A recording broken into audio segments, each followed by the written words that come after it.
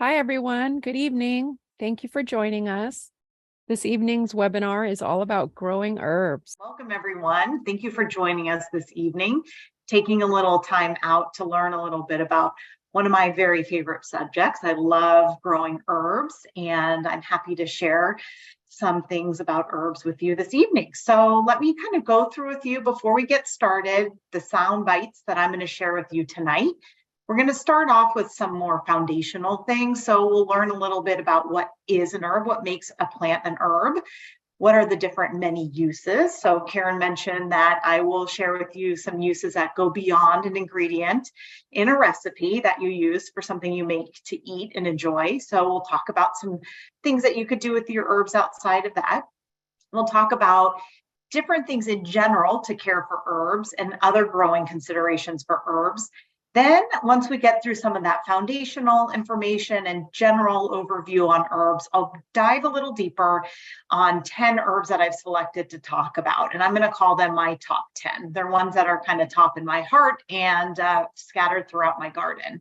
I'm also then going to tell you how you can harvest them, how you can store them and enjoy them. And then at the end, as Karen mentioned, we will have questions. So, please feel free to add in the Q&A button, like she said, any questions that you might have. So we're going to have a few polls this evening. And before we launch our first poll, let me kind of talk through it and share with you all these beautiful pictures that you see in front of us. So my first question I'm going to pose out to all of you is, which of these plants is not an herb? So you need to pick out of these eight, which is not an herb. And I'll go ahead and share with you their names. So in case you can't recognize them by a visual sight. So number one, that's a picture of aloe. Number two is rose.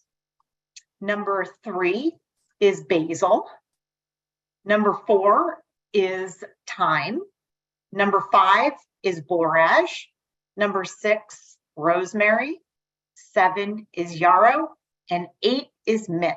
All of the above are herbs. And you might be saying, well, how is aloe or rose or borage or yarrow? How are those herbs? Well, let me go ahead and tell you. So I'm going to tell you, when I describe to you what an herb is, this will kind of answer it for you. What makes a plant in your garden an herb is 3 things, and possibly 2 others. But the main things that make an herb, a plant an herb, are it has fragrance. So if you think about that prior slide, think about the rose. That's why that rose was a correct answer for being an herb. Or you could see the woman in this picture is, taking in the aroma of a lavender bundle. That's why lavender is an herb. An herb is also a plant that you might use for flavoring. So this is the common way that an herb is known. You could see on here some thyme and sage and oregano. Those are all ingredients that you use to add flavoring to your cooking. A plant can also be an herb if it's used for medicinal value. So some plants on the other side, like yarrow or aloe, those are certainly plants that are, have a history of having medicinal value. So why they were included in that herb list. An herb can also be something that you use for like a dye or to make crafts. So our focus today won't be on, unfortunately, the medicinal value. I'll be focusing on the fragrance and the flavoring, and then how to grow and tend to those type of herbs. As master gardeners, we are not trained on the medicinal value, so I won't have any information on that or answering any Q&A on that. But if you fill out the survey, I have an excellent resource from kind of a renowned herbalist. That is a great way to dive in if you're interested in the medicinal value. So I made sure to include that for some of you that might want to explore that. But our focus will be on fragrance and flavoring. So what is not a spice? So an herb is not a spice, unfortunately. So we think a lot of times when you go down the spice aisle in the grocery store, we see basil, thyme, oregano, those things that really are herbs, right? Because they have the flavoring. Because remember, it's fragrance, flavoring, or medicinal value. But spices are not considered an herb. And let me explain to you why. So typically, with an herb, it has those 3 things that I said. We're using like the leaves and the stems and sometimes the flowers. A spice is typically something that you grow for its root. So think about turmeric or it's a plant that's grown for its bark. So think cinnamon or berries or fruits. So those are not things that would be considered an herb. Those are spices. So you can kind of chuckle to yourself when you're cruising down the spice aisle in the grocery store and you see an herb, and you can, kind of laugh to yourself like I do and say, this is not just a spice aisle, this is a herb and spice aisle. So keep that in mind. It's kind of a fun little fact. One of the things that I want to talk about, and I'll be talking in depth about plants in each of these life cycles, is that all plants out there, they have different life cycles. So some plants are annuals, some are biennial, and some are perennial. And this is the life cycle of a plant. For how long does it grow and bloom, and and for herbs, produce those leafy greens or the flowers that we desire to use for the fragrance or flavoring or otherwise. So the first is an annual. Annual are those single season plants. So those are going to be the plants that you buy in the spring, you plant, they grow and bloom and produce for you. And then typically after the first frost, they're going to die back, and then you'll take them out of your garden. So they're there for a single life cycle. Biennials are plants that will last a little longer. They'll grow for 2 years in your garden. So you'll plant them and then they'll grow and eventually bloom, and you'll know their time to pull them out. Perennials, these are going to be a more permanent fixture in your garden. They'll be there growing and producing year after year after year. Typically what will happen is they might have a dormant period where they die back or you prune them back, and then they'll regrow the next year based on the roots that are still in place. I wanted to make sure to put this out there because it is a foundational aspect when you're looking at growing plants, to really understand what the life cycle is your plant, so that you know how long to expect to have in your garden. And there's different care that's required for a biennial or a perennial compared to just an annual. And as we talk through the different plants that I've picked to talk in depth about, we'll talk about plants from each of these life cycles, and you'll be able to, and I'll point out those differences in care and needs based on the life cycle of those plants. So this is kind of fun. This is a lot of these pictures are things I've taken at home. And so I mentioned, and as we got through the top 10 plants, I'll talk about some fun uses too, but there are many, many, many uses of herbs. And in the handout, I did include a really great book resource that has by edible plant, a lot of creative uses for it. So make sure to check that out on the handout if this is something that speaks to you. But one fun use of herbs is to make tea.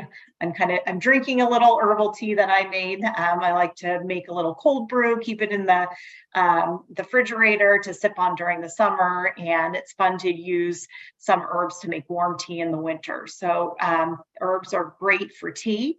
They're also a ton of fun to make syrups and vinegar. So this picture right here, I made a simple syrup with coconut syrup, coconut sugar. That's why it's dark. You could also use honey or white sugar. And I made a lavender simple syrup, which we have a lot of fun adding to like lattes. You could add it to ice creams, a bunch of things. You could also use herbs to infuse vinegars, to add different flavors to vinegars, which is a lot of fun as well. Herbs are a great addition to beverages, both for flavoring and as you can see from this picture, also to add a little decor or garnish.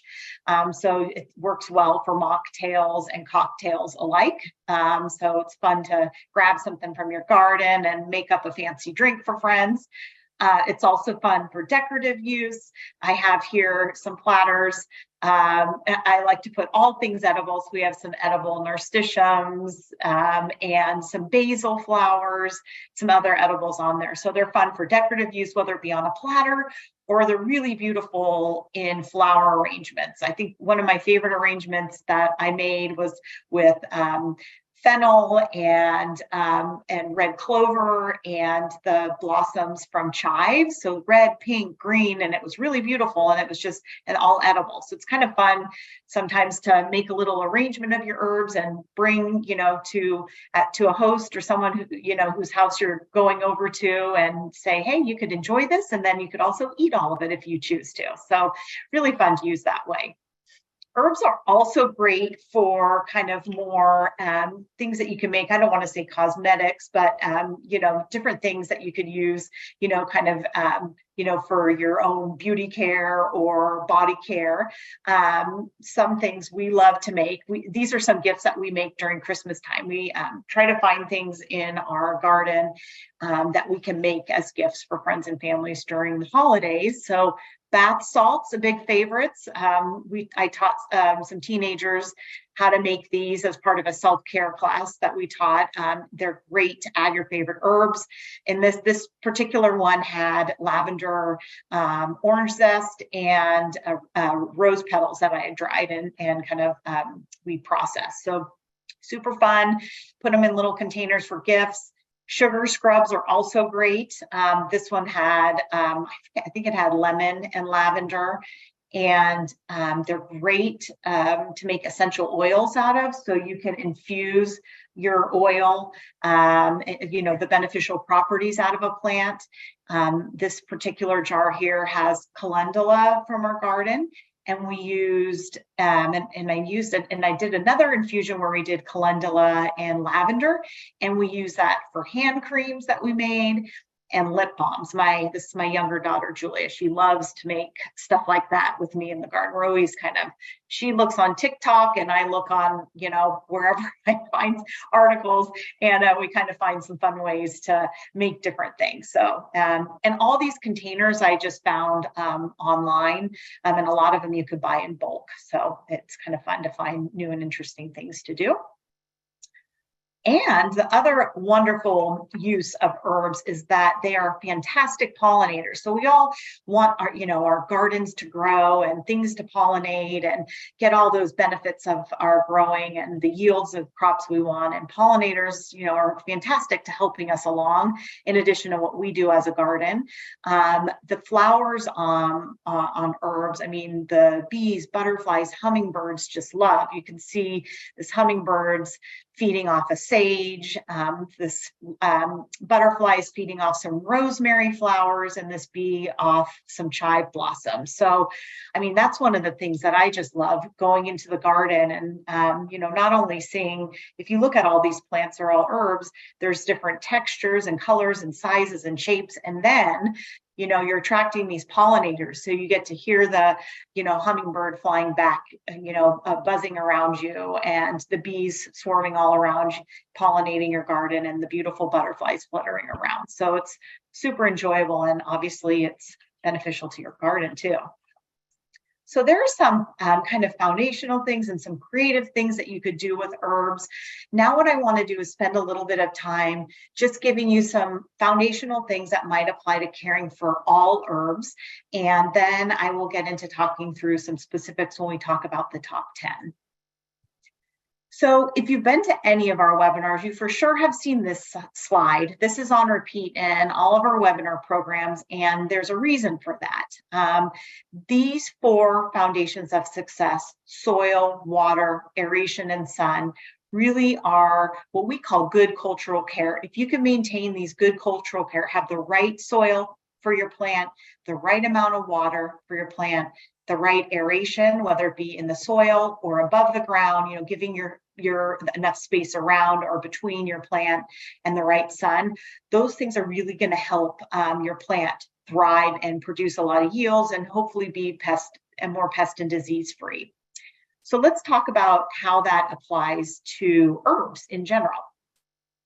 It's really important with herbs, each plant, whether it be an herb or an ornamental plant or a tree, whatever it is that you're planting, every single plant has its own, own conditions that it needs to grow optimally. And really, if you look at those cultural care that we talked about, those things, if you get them nailed down, they're going to help you make, grow your plants successfully. That's the soil, water, and sun. But when you're looking at those plants, it's not only what does that soil, water, and sun need, but you want to make sure that when you're looking for a home for those plants, whether it be in, mixed in a container with other plants or in your landscape, that you group those plants together based on the same soil, water, and sun needs. So, some plants require shade and some require sun.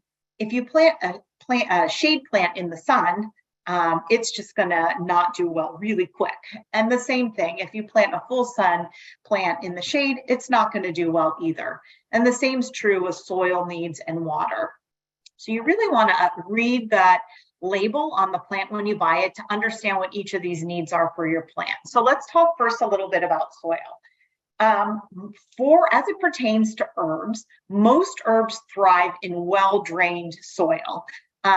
So what does that mean? Loamy soil. Loamy soil is that soil that kind of looks like if you break up a brownie and it crumbles easily and nice. That's going to be kind of a loamy, kind of rich in organic matter kind of soil. Some herbs, and when we talk about the top 10 herbs, you'll hear this, some really thrive in more sandy soil. So, read and understand what's right for your herbs, but whether it's loamy or sandy, herbs generally thrive well in well-drained soil. What they don't thrive well in are, soil that's not well draining. So that would be a lot of our soil, not in all parts, but a lot of parts of Contra Costa County, we have heavy clay soil. Water does not drain very well in that. So if you are in a part of our county that has that clay soil, you will want to amend it with like compost so that it can become more well draining. Otherwise, what happens with herbs is that the water is going to sit too long and they're going to be subject to root rot, which could end up, killing or damaging the plant. Water. So water varies by every plant. So it's important to know that. Generally speaking, the water requirements for herbs are anywhere from regular to low. So what do I mean when I say regular water or low water? Regular water means you just want to make sure that the plant is, the soil that the plant is planted in is moist at all times. Kind of like if you were to feel it, it would feel like a well wrung out sponge. So you don't want to stick your finger in it and it's just like, just drenched and it's, a ton of water in there. You don't want that. So you just want it like consistently moist. So it's not going to get too overwatered and it's not going to be completely dry. On the other hand, some herbs grow well in low water. So what does that mean? Those are going to be the plants that are going to, probably want, we'll talk about this, more sandy soil. So it's well draining and, it have dry periods between each watering. Typically, when we talk about the life cycles, annual herbs are going to be needed to be irrigated less deeply, typically about 4 to 6 inches in depth, because that's about the depth of their roots. Whereas perennials that are a more permanent fixture, they're going to be needed to be, irrigated up to a foot because they're going to have more established root system than the perennials. So think about that. And the frequency of the water is really going to depend on the time of the year and the climate where you live. So most herbs require 6+ hours of sun. Some, more of the cool season herbs, require less, for about 4 hours. So read the plant tag and really understand what that means to make sure you're giving your herb plant the optimal amount of sun. Once you kind of maintain all of these things, herbs are pretty easy to grow. You got the soil down, the water, and the sun. They're going to really thrive if you're really taking care of those conditions. And also, they'll help them be a lot healthier. I want to talk a little bit about the selecting where to grow. Just to reiterate, I mean, when we get questions about why did my plant die, a lot of the reasons is not having the right amount of water or sun. So what do we mean when you go to the nursery? Because you've heard me say, look at the tag, and it says full sun or half sun or part sun. What does that even mean? So full sun is going to be like 6+ hours of sun. So there are herbs in this category. When you hear partial sun, that's going to be 2 to 4 hours. half sun is somewhere in between, about 4 to 6 hours.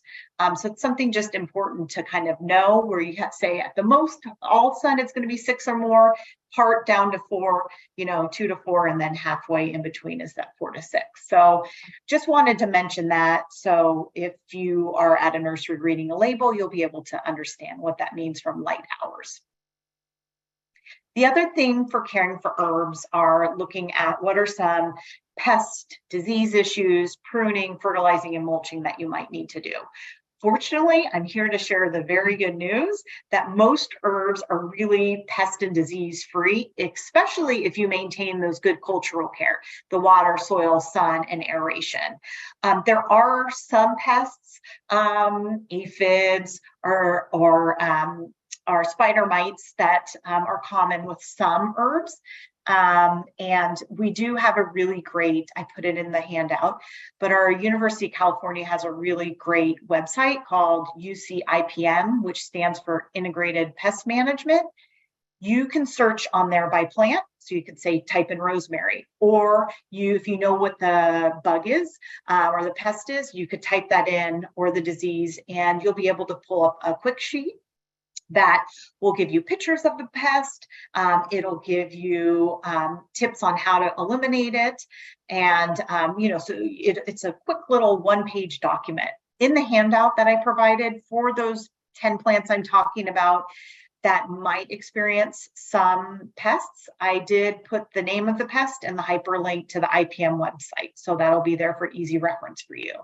But again, most herbs, especially if you maintain good cultural care, are pretty free of pest and disease. Some of the perennials, if you overwater them, might get root rot. So just maintaining, that even, or for those plants that are low water, not making sure they're not getting overly wet. That's going to help prevent something like that. So pruning, herbs are like other plants. There is some pruning and care required.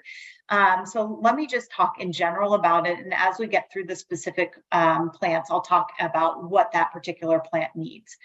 Pruning for annual herbs, so these are single season plants, those are going to be done during the season because there's the one season that they're growing. So for those of you who might have, gone out and harvest your herb, that's considered pruning. Harvesting your herbs regularly is going to encourage them to continually grow. I was just teaching, a couple weeks ago, my older daughter, the one who likes to cook a lot with the things I grow in the garden, I was teaching her how to prune, or when she goes out there to harvest basil, the kind of trick to do. So you can see this plant that this lovely ladybug is on, and see how it has the stem that comes straight up, and then the leaves that are growing to the left and to the right.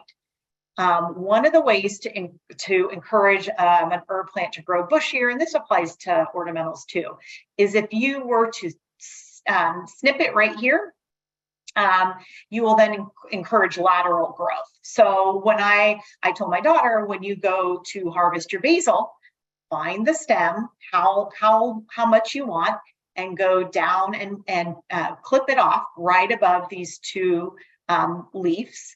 And then that will happen. You'll get the herb and the amount that you need for cooking. And then you're going to also be encouraging the plant to grow and thrive more.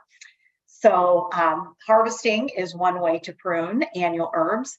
Another way is you'll hear me talk that a lot of herbs are really going to be at their best optimal flavor before they start flowering.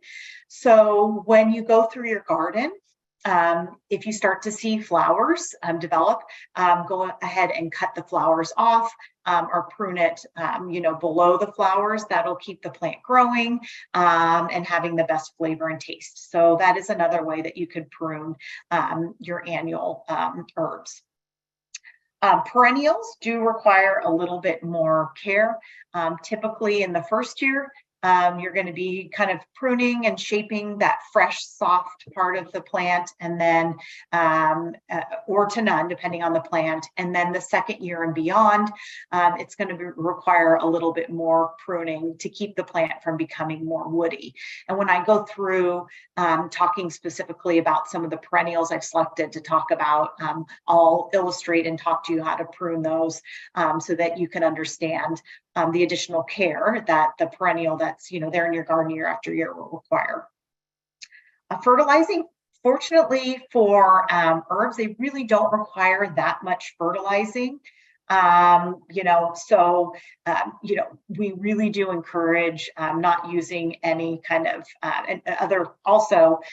the pest and disease, going back to that really quick, since herbs are really kind of pest and disease free, we really discourage using any pesticides, because that can prevent those beneficial pollinators like bees, butterflies, et cetera, from coming to the plants. But really, if you're doing the good cultural care, minimal to no fertilizing will be needed.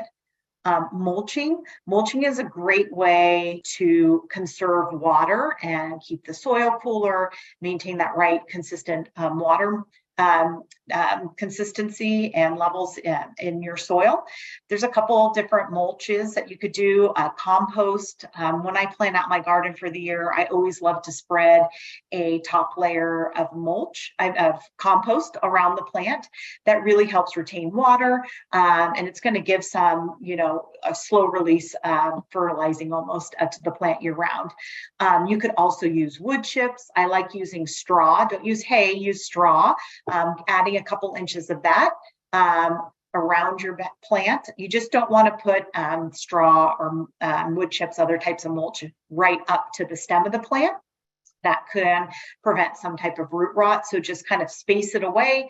If you look at the plant, just do a couple inches away from the center of the stem to give that air circulation to the soil. But those are some just general ways that you can care for your herbs in general. So what are some other growing considerations? You say, okay, I know what herbs I want. I understand the sun requirements, what type of soil I need. I understand the light, I've got it. But then you say, where do I plant this? There's lots of different options with herbs, where to plant and what to grow in. So let me talk about some considerations that you might want to do. As you can see from this picture, there's many options. We have on the left, I have a old gutter. I had told a girlfriend who's getting a roof, hey, save your gutters. I want to hang them around my fence and plant some, shallow rooted plants in them. And they ended up getting thrown away before I could scoop myself over there in the evening. So fortunately, I had a master gardener friend who had one just laying around, and he was happy to get it out of his house, and I was a happy recipient to grow some herbs in there. So, look for things that you could, upcycle and reuse. Terracotta pots are great. Half wine barrels are great. There's so many other different containers. Obviously, planting in ground or raised beds are great containers. One consideration you do want to do is make sure that the containers are for annuals, at least 8 to 12 inches in depth. You're going to need that amount to really make the plant grow optimally. If you're planting a perennial, most of them are going to require much deeper than that. So get over a 12-inch deep container. But I do want to show you just an illustration. Both this, this gutter is about, I think it's about maybe 6 to 8 inches deep, maybe 9 inches deep. And this wine barrel obviously is it's much deeper than that. Both have English thyme planted in them. And what I want to illustrate from this is if you give plants the space, they will grow. So this plant, both of them are mature. This plant in the gutter has been, which sounds so bad, it's been in there for several years, but it maintains really small, which works fine for me. I don't use thyme a whole lot, so I just go out there and trim a little bit when I want some. This plant in this other bed that I have. I kind of let it flower, so it's more of ornamental value. But the same plant in a larger space grew much larger. So that's just something to take into consideration. You know, if you want it to grow bigger and you want more volume, grow it in a little bit bigger of a container. Lots of options though with herbs. So the focus of the presentation tonight will be growing herbs outdoors, but I know growing herbs indoors is something that's really popular with a lot of people. So I wanted to make sure just to give you some tips and tricks and considerations if you're looking to grow indoors. So one of the most important things to think about is the light. You know, the herbs, when you're growing them indoors, will require 6+ hours of light, you know, about 6 hours. And if you don't have more than that, it should be fine. But you're going to need to find ideally a south, west, or east facing window that's going to get you that 6 hours of light. Really, south facing is going to get you there the easiest. So if you say, well, geez, I don't have a south-facing window, and the window I have has just 3 hours. And can I not grow herbs? Well, you can. There's so many great options out there. You can get a grow light.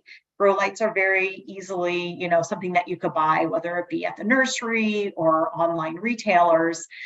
They come in lots of different sizes. I have one that I could clip onto the edge of my countertop, and it has 3 adjustable arms.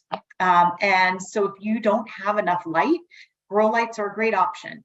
If you go the grow light option, you want to make sure the light is at least 6 inches above the top of the plant. So as the plant grows, you just need to move it up, which is why those adjustable grow lights are great.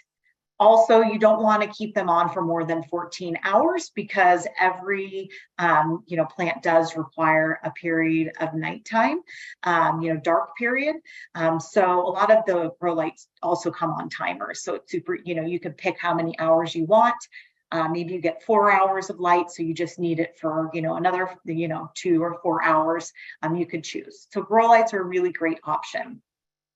When you pick a container, make sure you're picking a container, like I said, that's going to be that kind of 8 to 12 inches in size. I know those smaller terracotta pots are super popular. They're just not going to grow that big. So that's just something to keep in mind. Make sure whatever container you use has drainage holes. So you could see this container here is in a pretty little, ceramic dish. So that way when you water it, it has something to catch the excess water that's drained out through the drainage hole. So drainage holes are really important. One common thing that people say when they're growing indoor herbs that might be common to see if you don't have enough light is that they become leggy, so kind of really tall and spindly looking, or maybe leaning towards the window. They're trying to search. They're saying, "Where light, where are you?" So even if you have that proper light, you might see that a little bit, that leaning plant. So I always like to say just, once a week or so, turn it, and that'll help keep the plant healthy and standing straight up. Microgreens is another really great way to grow plants indoors. I have a talk on our YouTube channel on growing microgreens. Herbs grow great. I was at a restaurant, a Mexican food restaurant with my parents and kids, a couple months ago, early summer, and my daughter and I ordered this nice corn salad, and on top were cilantro microgreens. So of course I kind of geeked out and I thought that was super cool. So that's also a really fun way. And really, when you grow microgreens from start to finish, when they get this size where they're ready to harvest, it's usually about 7 to 10 days. So it's pretty quick too. So you could keep the variety going. The other thing I want to say is that if you ever, want to then move the herb outdoor, you're tired of it growing inside, just give it a couple-week period that it can transition. So slowly bring it outside, a few hours in the morning, keep extending that till it's fully acclimated to the temperature outside. And then you could, transition out to the garden if you're tired of it in your kitchen or wherever it is that you have that 6+ hours of sun. Another thing to consider with herbs are you going to go buy a seedling that's ready to plant now at the nursery, or are you going to plant for seed? It really is a matter of preference. And as you'll hear when I talk about some herbs, there are some herbs that are better grown directly sown into the soil. So that's one thing. If the herb is better grown directly sown into the soil, you'll definitely want to acquire those seeds. And for all seeds that you grow, really read the instructions on the packet to understand what the right light hour is, how much water, the depth that you plant the seed, time of the year to plant, all of those good things. One advantage of growing seed is that they're cost effective. You could get a whole seed packet for the cost or less than the cost of one seedling at a nursery. So it's definitely cost effective.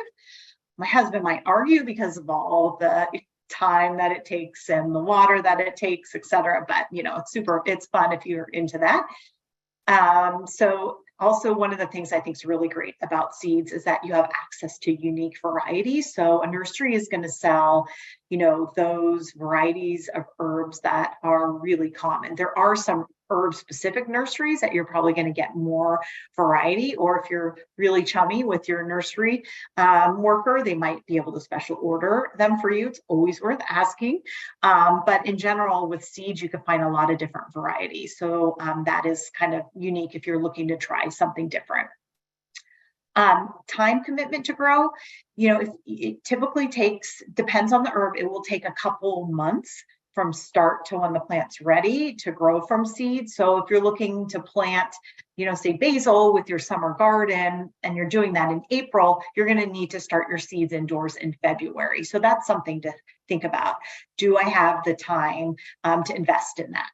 Whereas if you go to a nursery, you'll be able to plant it immediately whenever it is that you're ready.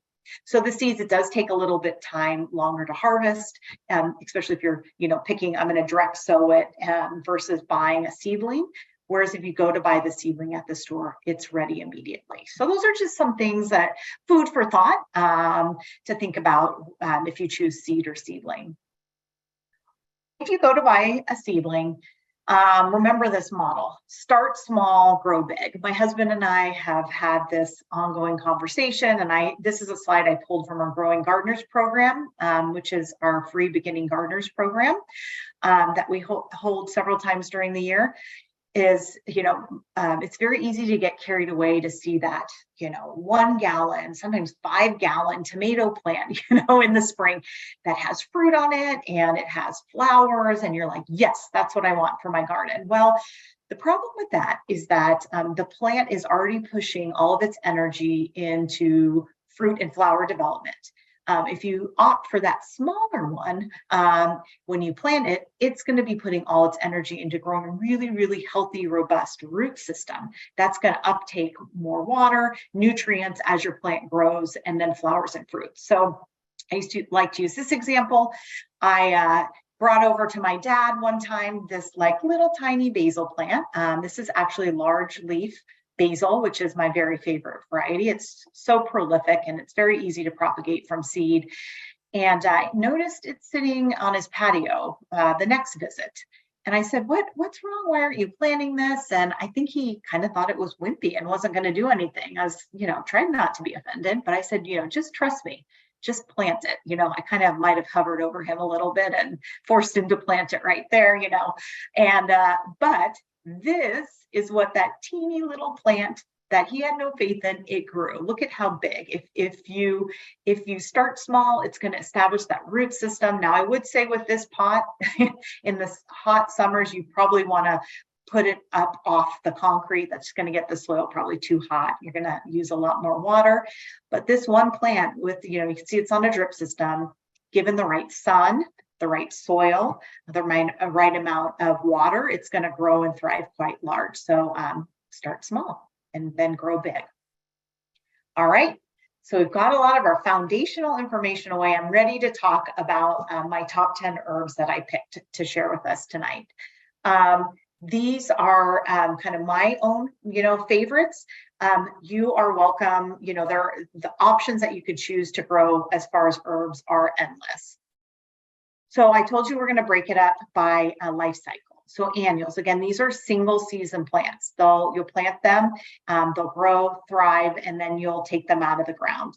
When I say take them out of the ground, with the annuals, what you want to do is follow the stem to the bottom soil level, cut that off and leave the roots in place. That'll leave some organic matter in the soil. So I had a friend say, gosh, I just don't know what I did with this plant. I'm so disappointed. I thought I gave it the right sun and water and it died. So I asked her, what's the name of the plant? Well, it turns out it was an annual plant. So I told her, you didn't do anything wrong. It grew and it bloomed and it thrived for you, and then its life was done. So if you've ever had a plant maybe you thought would kill, maybe it was an annual. So that, remember, they're just going to last one season. So basil. Basil is a warm season herb. So it's something that you're going to be planting in the warmer months of the year. There are lots of different varieties of basil. It comes in, different colors and different flavors. Last year we grew a cinnamon basil. And you can see from here, there's, the standard green basil. Mountain Magic basil is one of my very favorites. The stems, the veins, and the undersides of the leaves are purple. I like to let them flower at the end of the season. You could see from this picture what a beautiful purple flowers they leave. Really, really pretty in floral arrangements. And the taste is that traditional basil taste that we all grow to love. So I say it's a warmer season plant. That means you want to plant it in the spring, and then it will grow during the warm summer months and until the first frost. The first frost, then you'll just cut it down to the ground, and the plant's life cycle will be over. So you're going to be planting basil like when you plant your other summer garden, maybe your tomatoes and other plants. What type of soil? It likes loamy, rich with organic matter, well-draining soil. Basil does require regular water. So, it wants to be consistently moist. Don't let the soil get dried out between waterings. It is full sun, so that's 6+ hours of sun. It is going to grow depending on the variety. So read the tag. They could grow 1 to 2 feet high and wide. This Mountain Magic basil is one single plant. So you just want to make sure that you provide enough space for it to grow its full size, and also make sure it's not going to crowd out or overcrowd other plants that you're planting around it. Basil is best before it flowers. So, this basil right here that's flowered is not going to be at its optimal, taste. So during the growing season, what I do is I go out into the garden and I just am constantly picking off the tops of the, you could see usually at the very tip here, a flower will bloom. So when you start to see that, just kind of pick it off, and that'll help keep the plant growing. I mentioned that you'll remove it after the first frost. There's a lot of different things you could do with basil. Using it fresh is great. It dries very, very well. And I'll talk later in the presentation on how to dry basil. It's also excellent for things like pesto. This is, I think we made 12 cups of pesto one year from one plant of Italian large leaf basil. So it's really, really good in, floral arrangements or dried or fresh or in sauces. Borage is my next. So this is one, remember, on the poll where we said which one was an herb, and borage is an herb. It has its flowers, leaves, and stems are all edible. It also is a warm season plant. So this plant you're not going to find as a seedling in nurseries, or you may, but it's not going to be very common. You are going to want to look for the seeds if you wish to grow this plant. And I'm going to guess if you direct sow it 1 year, you will probably never have to do that again. I think I direct sowed borage maybe, 5 years ago in one of my garden beds, and I've got it reseeds very easily. And so you will probably have a lot of starts throughout the year. I had so many, I just pull them out and I start handing them to friends. So it does readily reseed. And the bees adore this plant. This picture right here has a couple bees. You could just go out there during the sun hours and see bees just flying all over. So it's a plant that I love to plant in my garden, and it's pretty easy to grow. It also wants well-draining soil, full sun, so that's 6+ hours of sun, and you do want to keep it regularly moist. The stems of borage are hollow, and so it does really need to keep moist on a regular basis. I went away for vacation, and I had my drips on, but we had a really hot spell that I wasn't expecting. And I came back and my borage was just wilted over. So it really does need that really regular, the soil to be moist on a regular basis. Once the leaves are fully formed, you could harvest the leaves. The flowers you could harvest at any time once they're fully open. And they're really pretty to candy. You could see I use them to decorate the top of a cake along with the leaves. And they're really fun to add in ice cubes. It's really fun to add to a cocktail or mocktail, or maybe just a regular old glass of water like I did here. So it adds a really pretty kind of flair to thing. It is a little prickly. You could kind of see some of that here if you look closely at the pictures. I like to garden without my gloves, but when I'm gardening with borage, I always wear my gloves because it gets kind of itchy and scratchy. So if that's something that bothers you, it's something you might want to consider. It will die with the first frost, so then you'll just cut it down at the soil level and keep the roots in place. Cilantro. Cilantro is the next annual. So cilantro, whereas borage and basil are a warm season herb, cilantro is a cool season herb. Cilantro has kind of a more strong, pungent taste. Some people actually, like my college roommate, has the gene that makes cilantro taste almost soapy. So, maybe you don't want to grow cilantro if you bear that gene, but if not, it's a great, really flavorful herb to have in your garden. It does bolt very easily, and you can't stop that. And what bolting is basically once a plant bolts, it's telling you it's at the end of its life cycle. So you want to harvest the leaves before it bolts because it will get a little bit more of a bitter taste. So here's a picture of cilantro bolting. You could see the stem almost looks a little bit thicker, and you could see the leaves are a little bit more wispy. So you're not going to be able to stop bolting, but you can slow it down. So when you see this start to happen, I just trim the stem down to the bottom to cut that off, and then kind of start harvesting the cilantro more regularly because I know that it's going to get close to the end of its life cycle.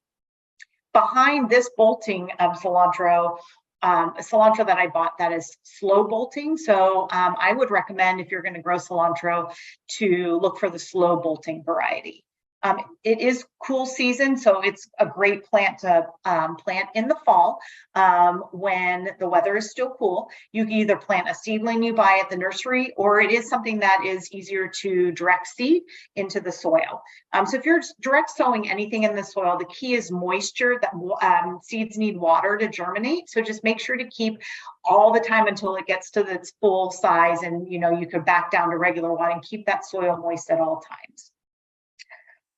It does require part shade, so it's really going to do better in the 2 to 4 hour kind of location. So think about that when you're growing cilantro. It will grow up, about like a foot or so. So think about that also when you're looking at spacing. Harvesting, so once it bolts, you can cut it down. You could also let it flower like I did here. You could see it gets these wispy little white flowers, which will then turn into seeds. You could bring that indoors, hang it upside down. I like to put a brown bag around it so if any of the seeds drop, you have it there, or lay like a towel or sheet below it because otherwise it creates kind of a mess. It's hard to clean up in closets. And then you could harvest each of these little seeds off, roast it in the oven, and you'll have some coriander seeds. So that's kind of a little fun trick with cilantro. Dill is the next plant. Not to be confused with fennel. I kind of looked into this when I was putting this presentation together. The foliage on dill and fennel look very similar, but fennel's an annual, or the green Florence variety is, with a bulb, whereas dill, you're going to be using it solely for the foliage. And the taste is a little different. Dill is kind of a cross between that fennel-y taste, but also like a little celery. So it's not quite as strong. It will grow these clusters of yellow flowers, which the bees adore, and you can too. They are also edible, those flowers. It does not, some people say dill is really, and I'm just starting to get into dill, so I haven't grown it a whole lot, but one of the things that you hear often is dill's kind of a little pickier to grow. Couple things to look at is starting it from seed. It is difficult to transplant. And making sure you have adequate water and the right soil conditions, sun conditions. So it does want full sun and regular water. So make sure you maintain that moisture, have it in 6+ hours, and direct seed it. That's going to give you the optimal conditions to grow that plant successfully. Given enough space, it can grow several feet wide and even taller. So make sure you allow enough space to grow. And you could pick the leaves once they've fully developed. Don't cut any more, cut about a third of the plant. Don't cut more than that. So you could cut down the top third and then the plant will keep growing and thriving. The dill is great in pickles. I think dill pickles, that's where very popular in pickles. It's also great with fish sauces, with potatoes. So it's really good use in culinary. And it is a really beautiful foliage to use like in floral arrangements too. Okay, so moving on to the biennials. There's arguably two, but really one herb that's in the biennial category that we're going to talk about. So again, these are herbs that last for 2 years, and that's parsley. So there's a couple of varieties. You have flat leaf and curly leaf parsley, and that you can choose to grow from. The taste is slightly different.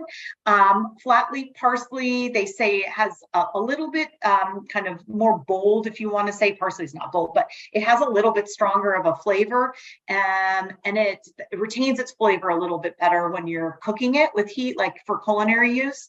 So it's my favorite. I like the taste of it a little bit better. So this is a plant that I have in my house, and I just keep it right outside my kitchen. So when I want to go and harvest some for a meal, I could just slip quickly outside and snip some off because it's something that I use often enough. But both, whichever variety you choose, they both grow very lushly and they're both really vigorous plants. Again, that will last for 2 full years. So parsley is also a cooler season plant. So it's best to plant it in the fall. And then, start it in the fall. It's going to do a lot better. If you choose to grow it from seed, it does require cool weather to germinate. So you will need to definitely start it in the fall or even winter in our climate. It likes rich, well-draining soil. Are you seeing a trend with annuals? These annuals love that rich, well-draining soil. And it also requires regular water. So always maintain that even moisture. Once it's established, though, you can back off water a little bit. Sometimes I might skip a day, even in the summer, and my parsley does just fine, but not for very long. So you can back up once it's established after its first year.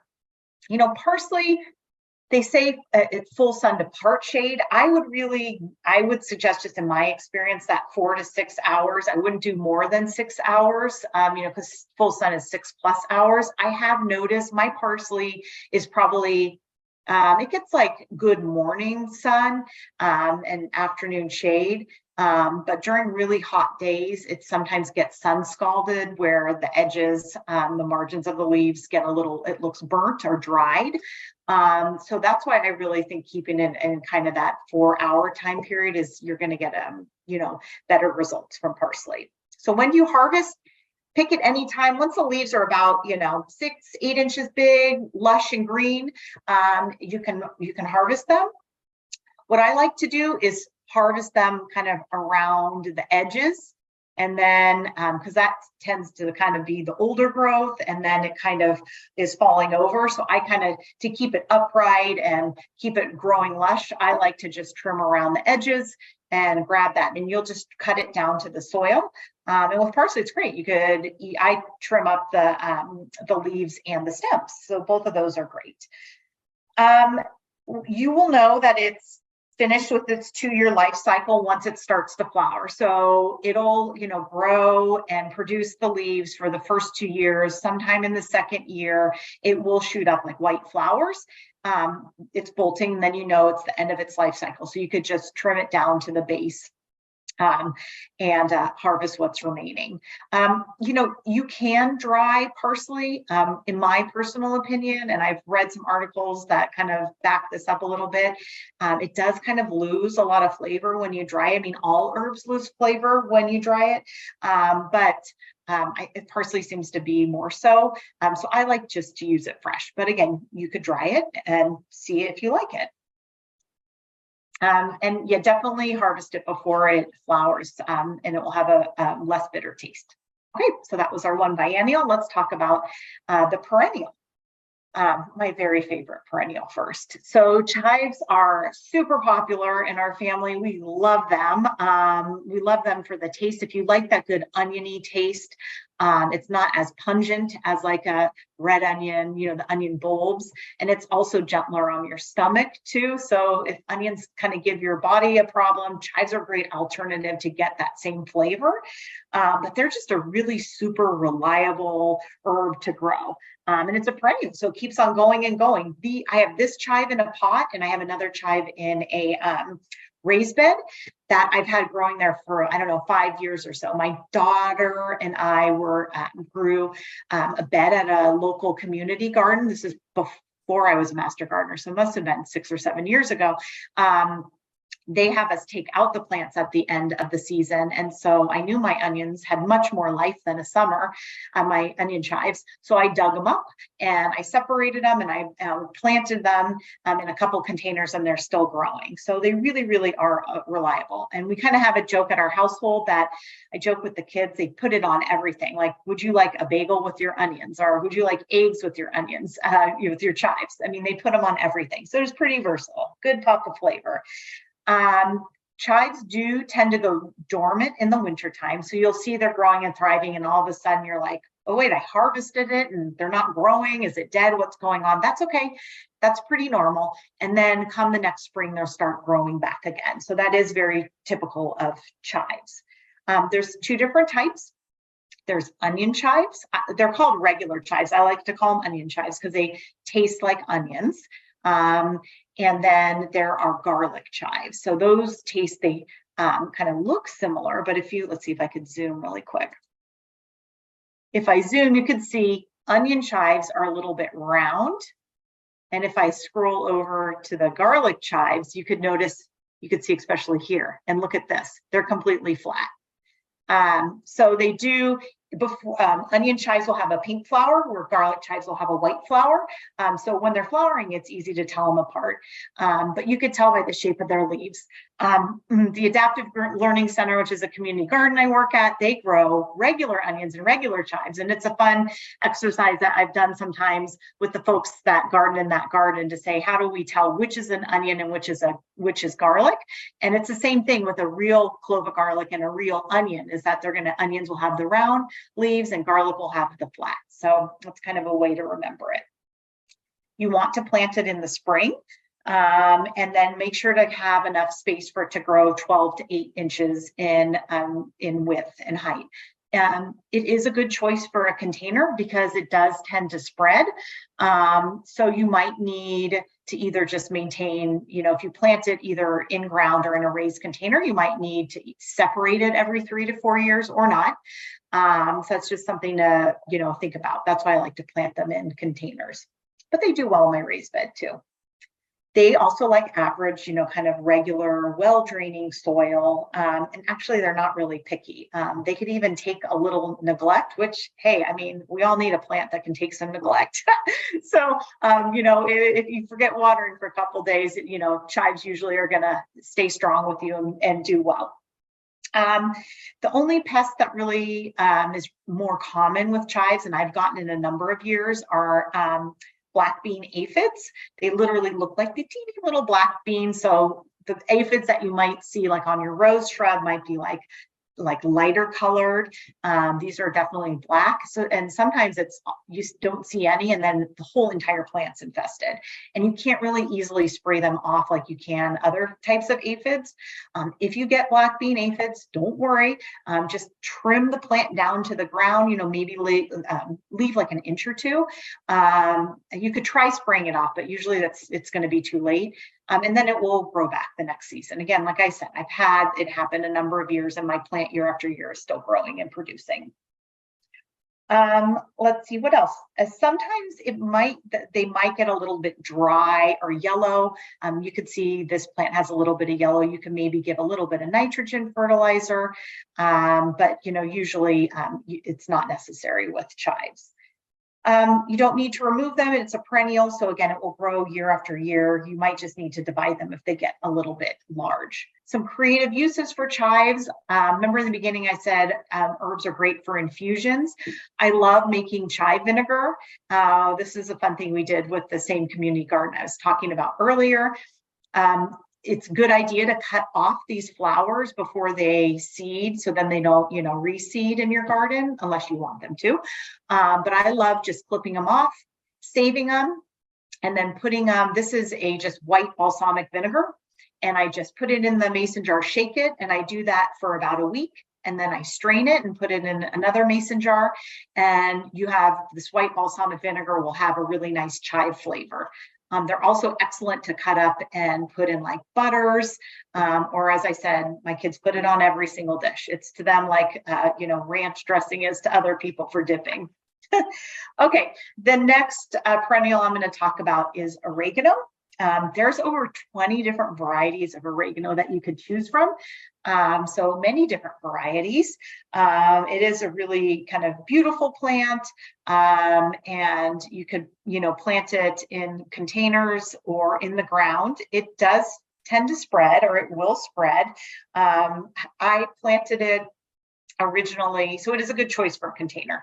I had originally my cousin for her wedding, the favors they gave away were these really cute terracotta plants with herbs. And one of the benefits of being the last one there is that you get to take some of the extras, which when I was offered them, of course, I said yes. The sage and oregano that I have pictures in this presentation are from her wedding. That was, I think 10 years ago. I moved them out of the raised bed because they were growing so much, and I moved them into a space, and I'm just kind of maintaining them a little bit smaller in my garden. But they will spread, so keep that in mind. Containers are a good spot for them. You could plant them either in the fall before the first frost or in the spring after the last frost. You do want to plant them in really well draining soil. Sandy soil will even do well for oregano. So if it is a little bit more clayish, you do want to definitely amend it, because if it's exposed to long periods of wet period, the roots, it will be susceptible to root rot. So make sure you have really well kind of even sandy with a little bit of grit in the soil. Water is, kind of medium water. So again, just maintaining even moisture for that first year.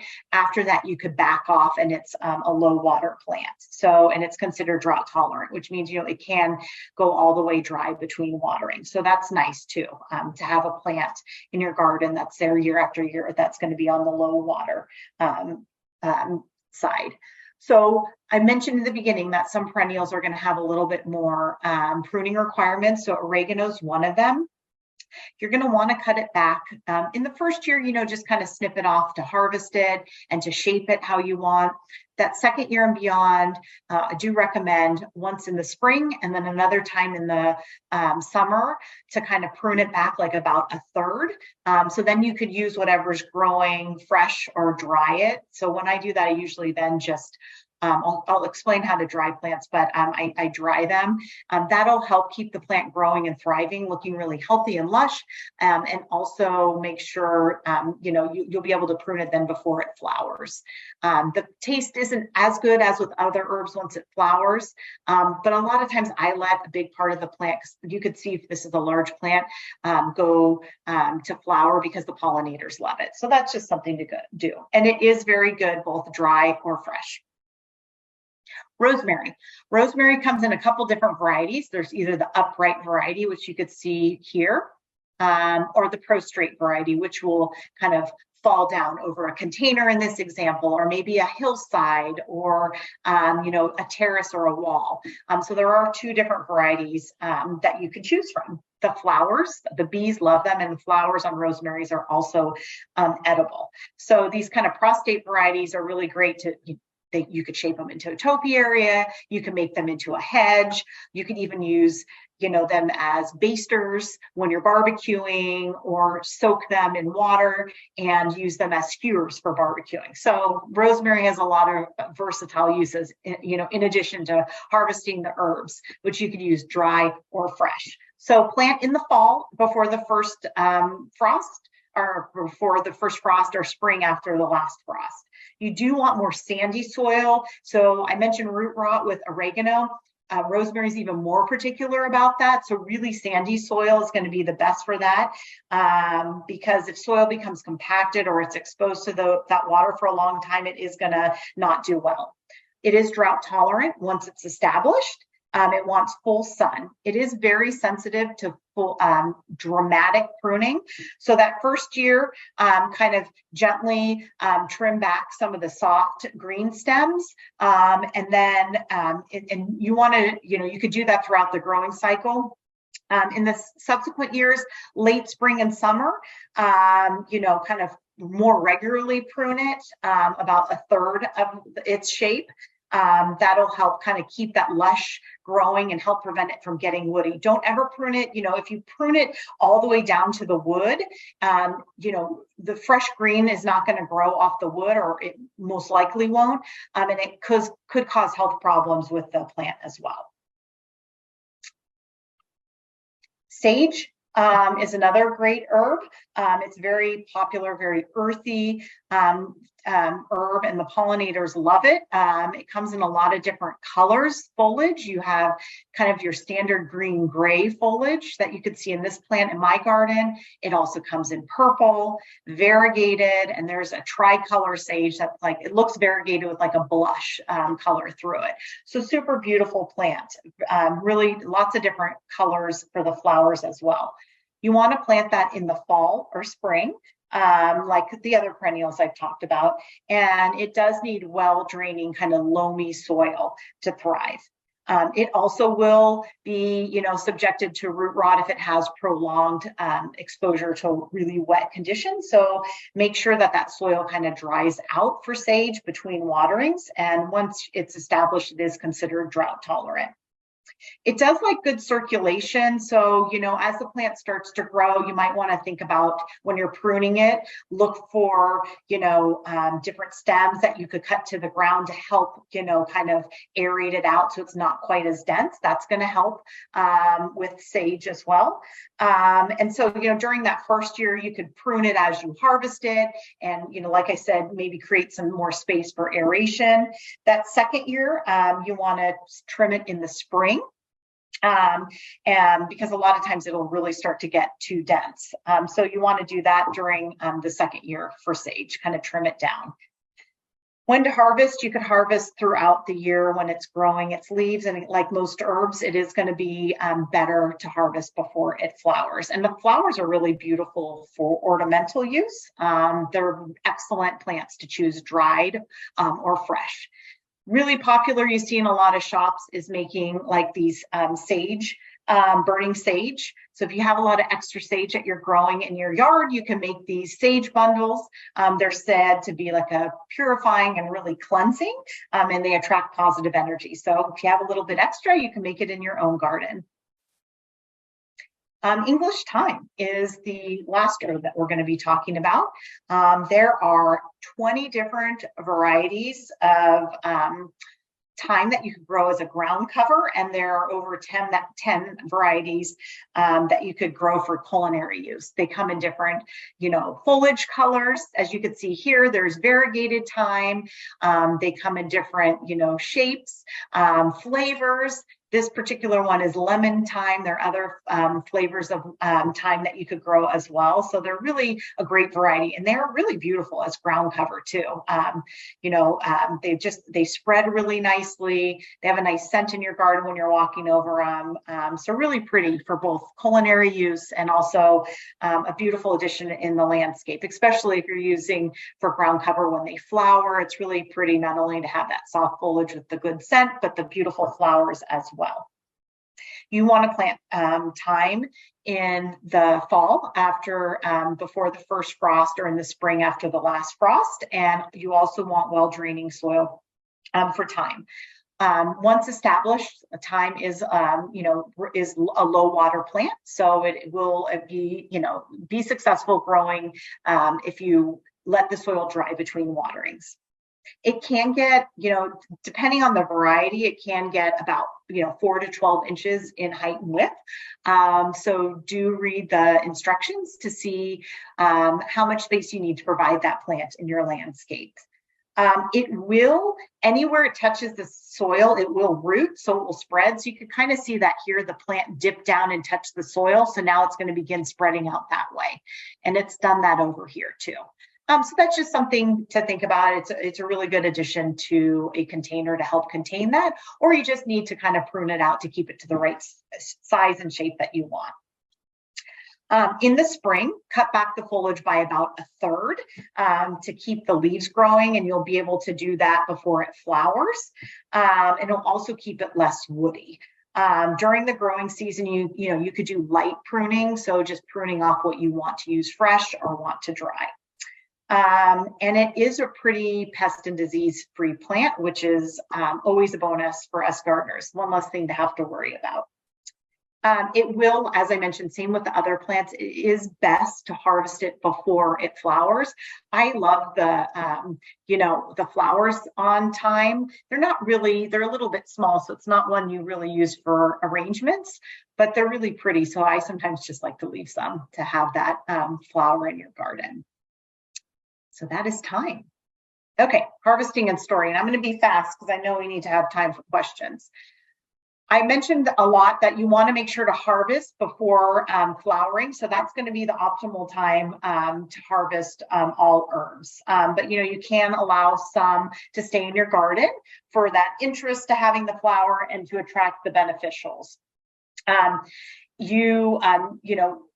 The morning time is the best time to harvest before the oils and the herbs are going to be most intense. And for this time of the year, it's the coolest time. And remember that trick I showed you at the beginning about pruning down the stem right above where the leaves part to right and left to encourage lateral growth. So when you're harvesting, try to do that. Then you're also pruning. When you bring the herbs in, whether you're if you're going to dry them or use them fresh, wash them. You can either soak them in a bowl of water or just rinse them off as it's doing in this picture in under the sink, and then allow them to dry. Remove any kind of discolored leaves or leaves that look like they might have gotten chewed on by bugs or pests, and then just lay on like a paper towel to dry. If you're going to be using them fresh after they're dry, you could just kind of wash them as you use them. I recommend, as it's shown in this picture, storing them in a cup of water. And you could just put it on your countertop. So it kind of looks like a floral arrangement. You just plop it in in a cup of water and pick it off when you need it. That's going to keep them fresh for the longest time. If you're going to dry them, what you're going to want to do is rinse them, like I said, allow it to air dry on the countertop, and then tie the stems together. And you can hang upside down as shown in this picture. I like to put like some type of towel underneath, so if stuff falls, it catches it. And then just allow them and put it in a cool, dark place. When herbs are exposed to sunlight, when you're drying them, it will darken them. So I've had basil, or mint, turn black if I try drying them in a sunny spot. So find a cool, dry spot. I also sometimes just wash them, pick off the flowers, and I put it on a flat sheet and I stick it in a drawer in my kitchen, and I just let it dry in the drawer. And then when to the touch, it crumbles. That's when it's completely dry. You want to make sure it's completely dry before you put it in an airtight container, as you don't want there to be any moisture. That might create mold or ruin the herb, and instead of allowing it to be kept there for use. Usually dry herbs last about 6 months, some up to a year, but they will, as they go along, lose their flavor. So make sure to dry them before you use them. We have a sister program called the UC Master Food Preserver Program, and I've left a QR code up here, and their website is also in our handout. They have a lot of great videos and resources if you're interested in pickling or canning or drying. They have lots of great recipes and instructions and videos on how to do them. So I really wanted to give a shout out to our sister program as a really great resource for everyone if you're looking to do some of those things with your herbs. Okay, so here's the sound bites we talked about. We learned about what an herb is, the uses, how to care for it, how to grow it, We learned about the top 10. And again, all those details that I shared are going to be in the handout, and a little bit about harvesting and storage.